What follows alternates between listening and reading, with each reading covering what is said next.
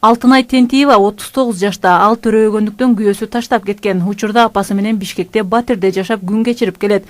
Алтынайга көп жолу операция жасалгандыктан эл катары жумушта иштеп каражат табууга мүмкүнчүлүгү жок.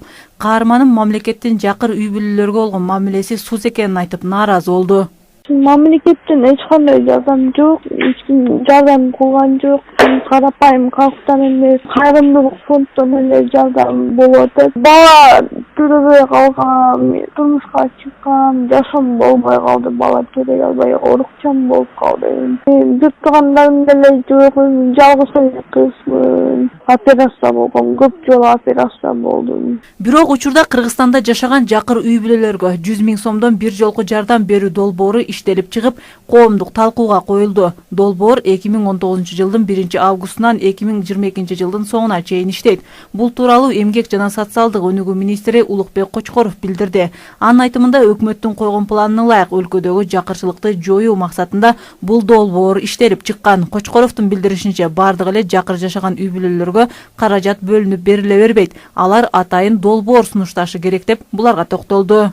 Жакыр үй бүлөлөргө кимдер кирет? Бүлөлүк кирешеси адам башына 2674 сомдон ашпагандар бул жакыр үй бүлөлөрү болот. Андай үй бүлөлөргө бүгүнкү күндө ошол айыл өкмөттөр тарабынан социалдык паспорт жүргүзүлөт. Ошол социалдык паспорттун негизинде айыл өкмөттүн жана ведомстволук ортодогу комиссиянын кароосуна бүлөлөр каралат. Албетте аракети бар. Ошол иштейм деген үй бүлөлөр гана алынат да. Анан баарына эле чекеден биз бере бербейбиз. Дополнительно берет экен, биз аны жейбиз деген ойдон алыс болуш керек. Кайрымдуу бол коомдук фондунун жетекчиси Азамат Байматовдун пикиринде, мамлекет жакыр үй бүлөлөрдү көз жазында калтырып жатат. Жөлөк пулду берип жатканда текшерүүлөр жүргүзүлөт. Ошонун негизинде кыйналган үй бүлөнүн акчасын дагы кесип койгон жагдайлар көп эле кездешип жатат, дейт Байматов. Менин жеке оюм, аларга 100 000 сом акчаны бергенде биринчиден алар пайдаланганды билбейт. Алар максатсыз пайдалана алышы мүмкүн. Андан көрө анча акчаны иштетип көргөн эмес, кармап да көрбөгөн үй бүлөлөр бар бүгүнкү күндө. Мен ойлойм, бул үй бүлөнүн маселеси чечилбейт. Жөн гана мындай ысырапкерчилик менен жогото алышы мүмкүн. Конкреттүү талаптар коюлуш керек. Бүгүнкү күндө биз бир швейный машина алып барып берип атабыз. Анан аларга талап коюп атабыз.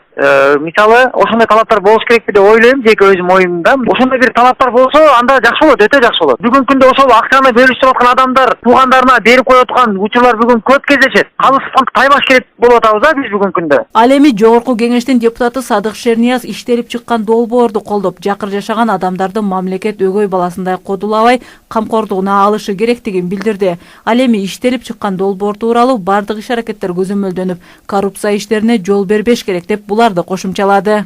Жөлөк пулдарды таратууда аябагандай зор коррупциялык элементтер бар экенин баарыбыз моюнга алып турабыз. Эгерде ошондой жакшы долбоор болсо, анда бул коррупцияга коркунуч болбой тургандай өкмөт ошол системаны ачык, айкын түзүш керек эң биринчи.